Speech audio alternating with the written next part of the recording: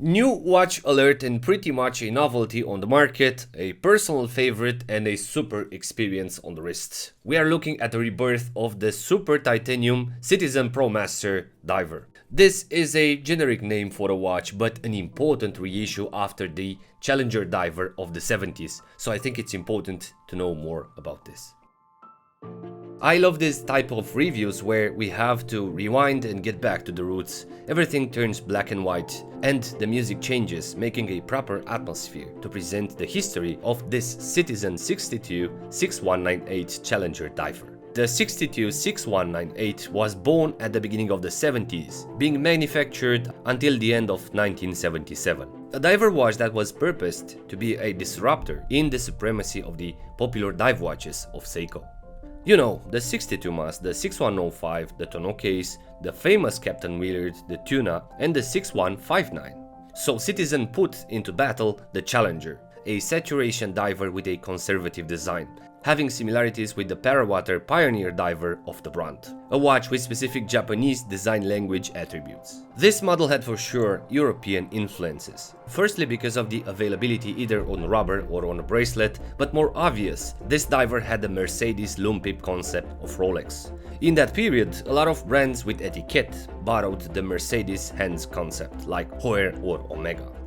Citizen had a lot of experience with diving watches alongside their history, starting in the 60s with the Citizen Jet Autodater, followed by this 150 meters challenge diver, continued by the famous Promaster professional diver, ensuring 1300 meters wall resistance, the unusual Aqualand to the Ecozilla, Autozilla and the modern NY004 series. The vintage 62-6198 Challenge diver came up in our attention once again with the discovery of a Challenge diver from 1977 which was discovered on an Australian beach, being covered in barnacles, indicating that this watch had been underwater for years. When found, the watch was still in running condition as the movement was shielded from water and dirt by its case. This fascinating little story serves as an inspiration for the latest Citizen Promaster Super Titanium, the NB6021.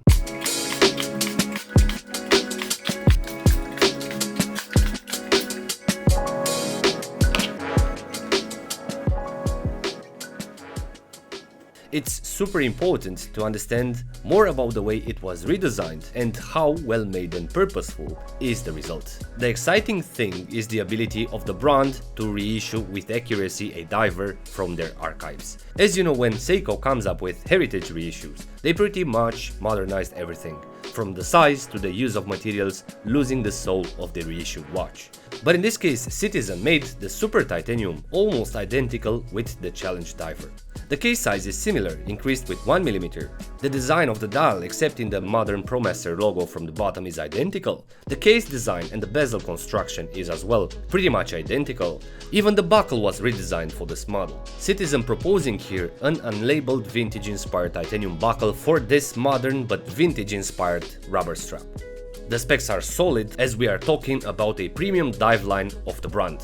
We have a super titanium case alloy which measures 41 mm in diameter with 48 mm as lug tip to lug tip, 12.5 mm in height, 20 mm between the lugs and weighs 70 grams, which is unbelievably lightweight. The watch head having only 53 grams. This diver features a beveled sapphire crystal with an aluminium bezel insert, a unidirectional bezel with 60 clicks, and a signed screw-down crown which ensures 200 meters wall resistance. Inside we have the premium line of the Miyota movements, the caliber 9051, which has 2800 VPH, 42 hours power reserve with an accuracy between -10 and +20 seconds per day. And the rotor, it's not that noisy.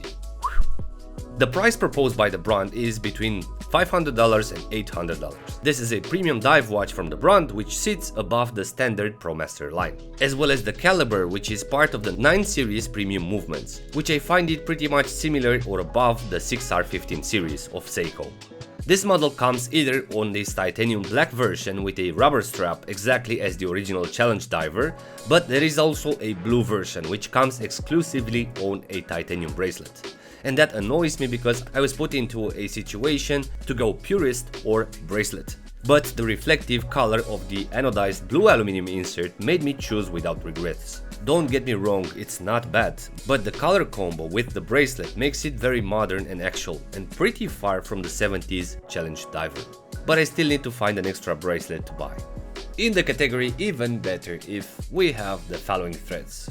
Although the watch is not tall, pretty typical for a diver measuring 12.5mm in height, the design of the watch feels to stay above the wrist, because the lugs are falling down, being at the same level with the case back, and the watch pops on the wrist, it doesn't stay buried.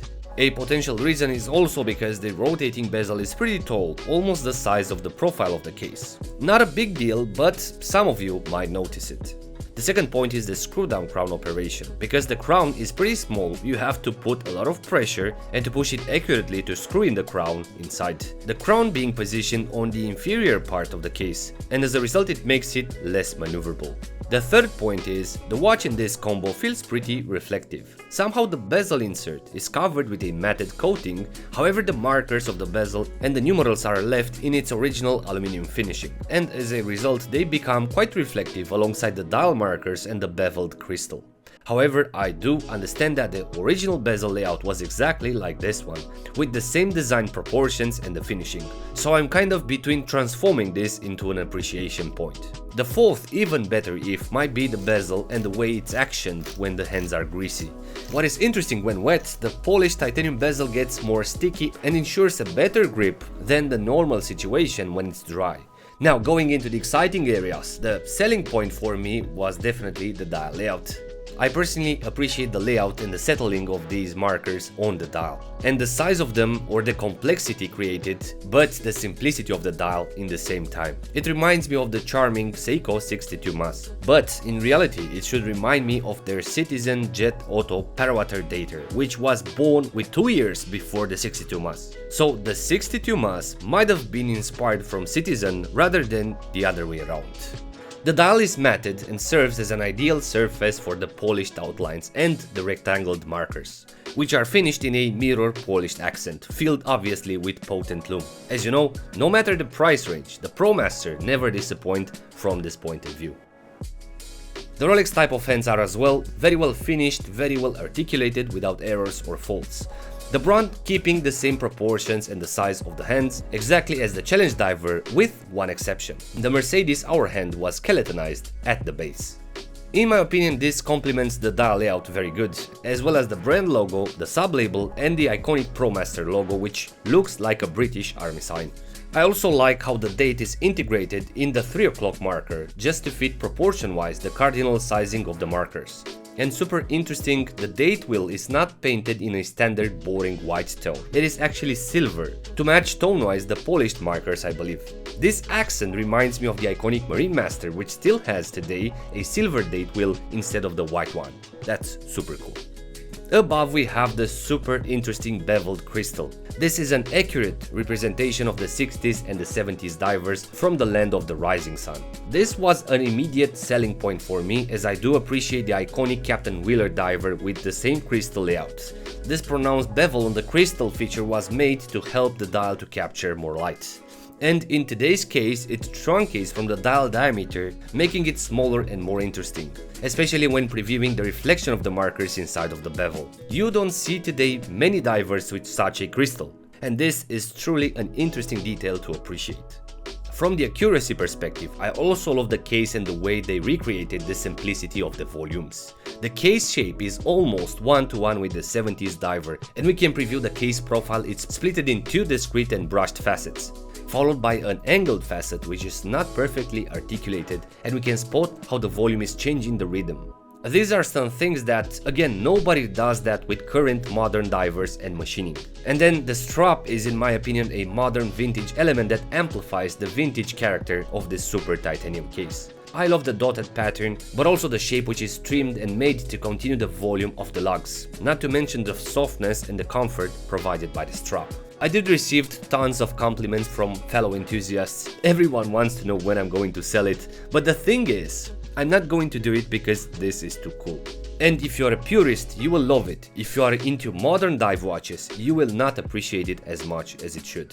I wanted to point this out because I've seen a few reviews and for some this model wasn't that exciting. But for me it's a pure example of craftsmanship and commitment to create a vintage watch. Made with modern materials and technology, but made in a way to keep the spirit of the challenge diver alive. And this made me a fanboy of the Citizen Promaster brand. So you'll see more Promaster divers on the channel in the future, as I find Citizen a brand that offers a lot of function-first tailoring around their divers with excellent finishing and extremely decent prices. For all the reasons mentioned above, the Citizen Promaster Super Titanium will qualify as a brave beater on the channel in the position number 43 in the Hall of Fame. This brand is solid, the watch is solid, the case finishing is solid, and the movement is as well. It's super solid. All the reasons to sit in the Hall of Fame alongside iconic divers with great history behind. There are so many things to say about this watch. I can talk over 1 hour about this model and still miss a lot of things. But I will try to have a hard stop here and ask you, what do you think about Citizen's diving history, but also about this reissued challenge diver? Please let me know in the comments below. And as usual, if you're new around, please consider subscribing for future episodes. Thank you very much. Thanks for watching, and until next time, be brave one, stay safe.